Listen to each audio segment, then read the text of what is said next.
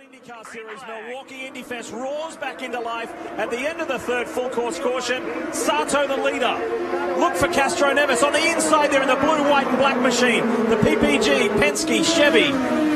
Going to be interesting here. You've got Anna Beatrice one lap down, running third in our shot there right now with a whole bunch of cars right behind her. While we talk about the frustration as Vizo dives on the inside of Briscoe, we talk about the frustration of Marco Andretti. Think about the joy of Elio Castro Neves championship-wise, because Andretti was the closest to him in the championship coming into this race. Well, if Elio Castro Neves gets a good result here, that's going to make catching him very difficult as the season unwinds now, nearly halfway through. Look at Vizo here on the inside of Anna Beatrice. Job done. Job done. Vizo to me has an exceptionally strong car. He looks great in traffic. Could be our another first-time winner today. Look at this gang right here. You've got Hinchcliffe, Power, Kanaan, Dixon. Simon Pagenaud tucked in behind as well. Wow, look at that Hinchcliffe getting forced up to the wall there. James Jakes in the wall there. Will Power in the 12 on the inside of the green machine, the GoDaddy car of James Hinchcliffe. 14 cars on the lead lap, only 7 seconds blanketing the top four. 14. It is tight, it is fast. And EJ Vizo and Sebastian Saavedra have been racing laps at in excess of 160 miles an hour. And that's flying, but it doesn't get any closer than Hinch and Will Power right now. They're leaving each other no room. And Briscoe again coming across the nose of Kanaan. And look at Power all the way down on the yellow curve. It's the beautiful thing about the Milwaukee Mile, David. Things change so rapidly, you've always got a chance. Absolutely, they do change so rapidly. Because you'd be a lap down, but of course it's not very far behind.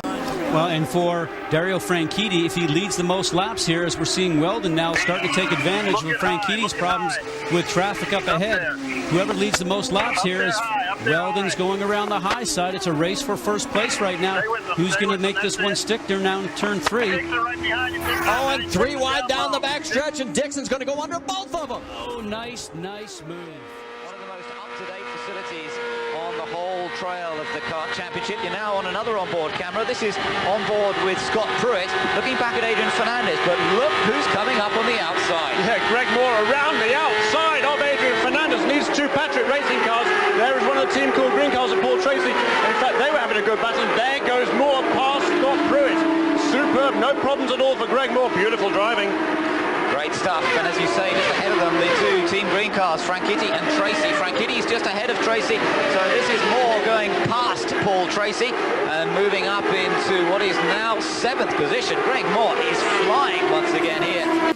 That's the question. As the laps count down into the chicane at full speed this time. Here we go. Now Marco, Simon Pagenaud have a run on Marco. Marco got through there pretty conservatively, and let's see, Simon's got a run, and he is not on the button. The Indy 500 winner runs 3rd. Bourdais is 4th. Newgarden still in 5th.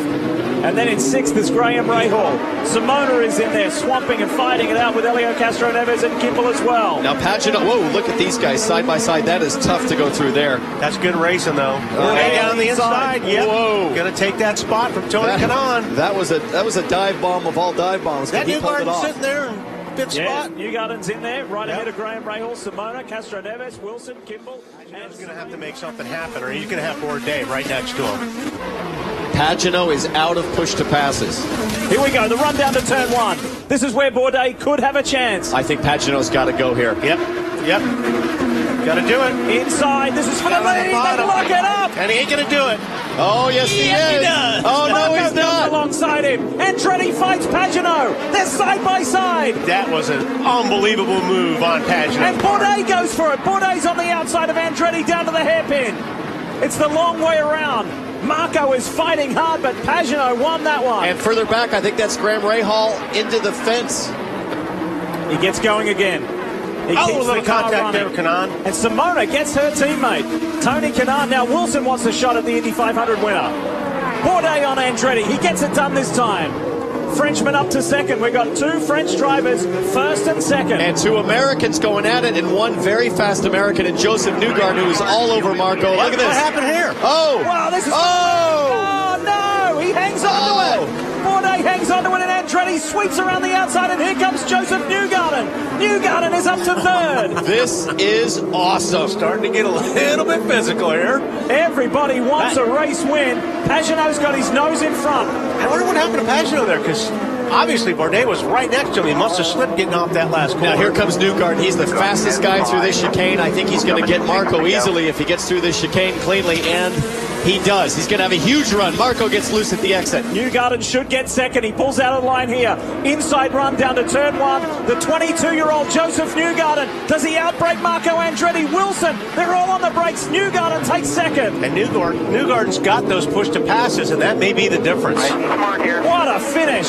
For a scrappy race, we are seeing an awesome finish. That was Simona almost putting TK, her teammate, Kanaan, into the wall. Look at Pagenaud. He has run away. Oh, no. Pagenaud has run away. I was watching Hinchcliffe dive bomb. This is just a race of dive. With motorized competition, one form or another. Right now, Alonso Jr. is running well here. Not necessarily his most competitive run of the year. That has to be Motegi in Japan when he finished in second place. But look at Franchitti now, Jeremy. Franchitti right behind Alex Zanardi and beginning to challenge once again. Now, I don't know if I'd like to try and go around the outside of Zanardi, but it looks as though Franchitti's thinking about it. Yeah, he seems to think it's a good idea, and he's looking again there in turn 3. Zanardi turns in the corner. Franchitti hasn't taken behind. We noticed before, though, look how fast Franchitti makes ground on the exit of the corner. On the early part of the stint in particular, Franchitti has a great car. He looks to the inside of Zanardi, who tries to close the door side by side, but Zanardi sees it coming. Smart move, lets it go, but also he loses a place to Helio Castro Neves. Yeah, he tried too hard to keep Dario Franchitti off, and he cost him another place as Castro Neves goes. We do go green as Marco Greco very wisely sweeps to the outside. Let's first, second, and third around as Scott Goodyear challenges on Alonso Jr. And Scott Goodyear moves into second place. That's a surprise. You would have expected that little Al would have been all over the back of Emerson Fittipaldi. Now it is Scott Goodyear challenging Fittipaldi for the lead. He goes very wide in a difficult place to do so. Gets off course, gets back on, and continues his pursuit. But here's Alonso Jr. closing in. They're on the downhill run now. Heavy braking at the bottom of this one, down through the gears. Alonso Jr. darts to the right, comes back to the left. Goodyear comes to the outside, but he still can't get around Fittipaldi. But Alonso Jr. carried enough momentum in that he closes from second place onto the back of Fittipaldi. What a tremendous battle. Control and keep them going. The race is very thankful for that. Alonso Jr. in the keyhole again. We saw the card off on the left-hand side there, but Al Jr. through the keyhole has an interesting line. It's different to everybody else, and it gives him a good slingshot. He's going to try and go around the outside of Emerson. Alonso Jr. makes the move to the outside. Fittipaldi protects the position, sweeps a little out before he comes in. But look at little Al as he comes to the inside. Very difficult off-cambered corner. And Fittipaldi comes out to the edge of the course and keeps little Al back. Give me half a groove, and I'll try and make it wide. Is running in 5th place right now, though the indication is that they will black flag that car for a pit violation. Now watch Al Jr.'s line here as he goes through the keyhole. Emerson stays tight. There's a concrete patch on the inside. Emerson goes inside it, and Al Jr. goes to the outside of it. Didn't go as wide there as he normally does, but he likes to stick his outside wheels outside the concrete patch. Here he goes again, another run. Alonso Jr. to the outside now. Goodyear and Boissel wait station. Little Al tucks in behind. Looks like he's going to the right. He's trying to get around the outside. Oh, look at this! He touches with Fittipaldi, hangs on to it, gets back on the course, comes back in third, but clips his wing. He clips with Scott Goodyear, comes in behind Boissel and keeps going. It means that he's running on a set of tyres that's already done a full stint, and he's going to have to nurse them a little bit to the end of this race. So Greg Moore perhaps not in such good shape as we thought. And now you can see that Christian Fittipaldi is right behind him. Fittipaldi looking to move up into third position here, and he's got down the inside. Oh, look at this, side by side. Moore stays with him, tries to keep the line on the outside. Oh, that was great. He didn't get up into the marbles, but that was brave. You've seen for yourselves how slippery it is on the outside, what happened to Helio Castro Neves, and yet Greg was able to stay with him. So here comes Dixon. He and Carpenter are side by side, and Vitor Mira will come with them to make it 3 wide. Mira to the outside make what a do. I have no idea how he got through there, but Vitor Mira is the leader, and there goes Castro Neves. Jr. has dropped to 4th position, but how about that Mira? What a move to take the lead. Anticipated that at the exit. Doesn't seem like very far. All they've got to do is about 6 miles, but 6 miles you've got to run under full weight. Oh, look at Gilles de Ferran. Sorry, Jeremy, he's got the inside of Moreno. Oh, Moreno touching the wall. De Ferran's gone through, is he? On the inside, yes, squeezes through. Gilles de Ferran gets past, and now Jimmy Vasser trying to do the same. He's got past as well. Suddenly Moreno drops 2 places, and at last this hit of overtaking that comes through successfully. Wide as they exited 3, Junqueira with Kanan, as we are seeing some unbelievable racing. A hungry pack of cars fought for position and started their assault on the lead. He's got a run on Alonso Jr. Watch out for the target car. It's on the inside of Alonso Jr. and he's gone through. That was a nice clean overtake, or is it? Because Alonso Jr. is still with him. He's still around the outside as Ribero's in the middle of the road virtually, and Zanardi finally pulls the move off, but Alonso's still trying to go around the outside of him. Oh, this is fabulous. Real oval track racing. Zanardi, the reigning champion, against the former champion Alonso Jr., who at last has got a car that's worthy of his abilities. Wow, this is great stuff.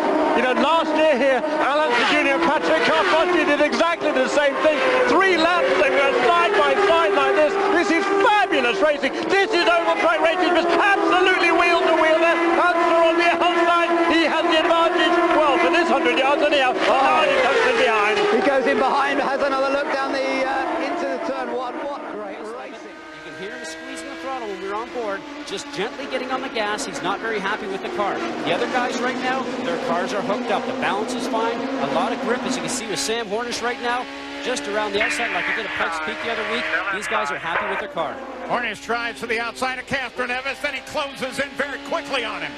But Castroneves holds him off. And Paul, that's one of the things about this racetrack right now. Guys are on the brakes right now, and then back on the gas. There's a lot of give and go, just like being in the freeway. Man, they're getting close. This time Hornish may actually have him. Nope. Once again, Elio Castroneves is able to keep the car down on the inside. You got to rely on that neighbor of yours right now. You got to make sure he's giving you some space. He knows he's on the outside. He's hearing from the spotter. Sam's fighting with his car a little bit. There's a lot of bumps there. In turns 1 and 2, you can see him fighting the steering wheel. Then he's got to try and get back on the gas. And Sam Hornish's car was, well, that time he had to get way out of it. And looking back, you're getting another good view of the points leader, Tony Kanaan, his new Hulk car. And on the inside, here comes De Ferran. Here comes Castroneves on the high side. What a great shot right there, side by side. Remember, that's 165 miles an hour, 70 miles an hour going into the turn.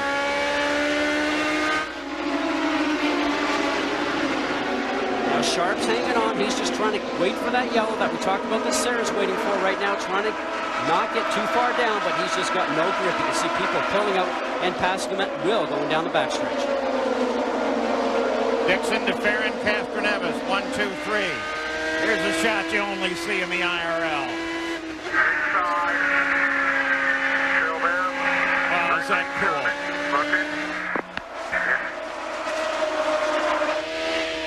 Now it's really heating up at the front. They go 3 wide. Hornets are trying to get back into this fight. Good momentum off of 4. Now looking on the inside of Sharp. Hornish in that number 4 yellow Pennzoil car. Remember, he was so fast. Well, we're back just as the green flag comes out for Michael Andretti. They're racing again, 95 laps, the scheduled distance. That's 15 laps away. You ride with Bruno Junqueira, now further with Adrian Fernandez, who runs in 5th place. Junqueira's up in 3rd now, but here's part of this whole game. Andretti leads it. Behind him, Tagliani and Junqueira are 29 laps. Boy, look at Fernandez. But Junqueira and Tagliani are on full conserve. They have to be careful because to finish the race, they're going to have to run the tank totally dry to get there. It's going to be really interesting. Zanardi shoving his way past Gugelmin there. And Paul, they'll be able to make it if we have more yellows, but I'm afraid we're running out of cars to have incidents with for the yellows. You can see these guys realize it may go green to the end, and look how hard they're pushing now.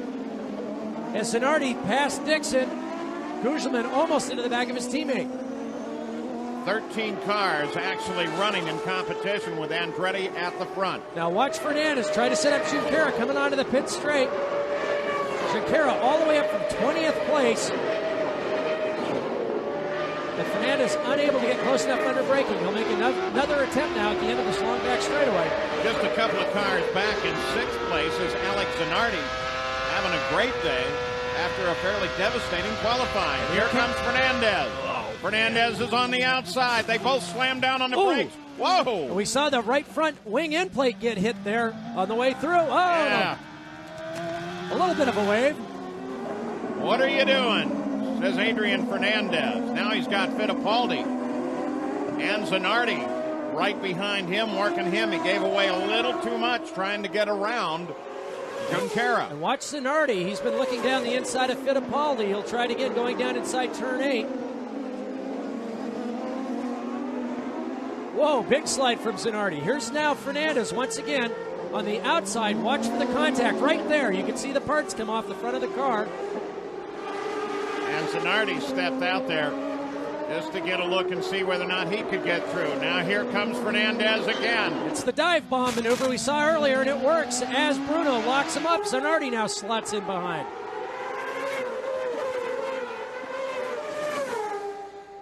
Boy, look at him fight behind Junqueira now. Zanardi going for Fittipaldi. Dixon watching them both. Ooh, he's deep. That's 2 cars deep. Zanardi outstanding under braking. That was terrific. He went a full, whoa, and now he's down the inside of Bruno, we think. He went 2 car lengths deeper than anyone else in that train and pulled off the pass. And he did get Junqueira. So now Fernandez in 3rd place has to worry about Zanardi. Well, this is a drive that reminds me of Zanardi from Long Beach a few years ago when he fell nearly a lap down as Gilles de Ferran came through the entire field and won the race with a bent left front suspension. Zanardi absolutely on fire.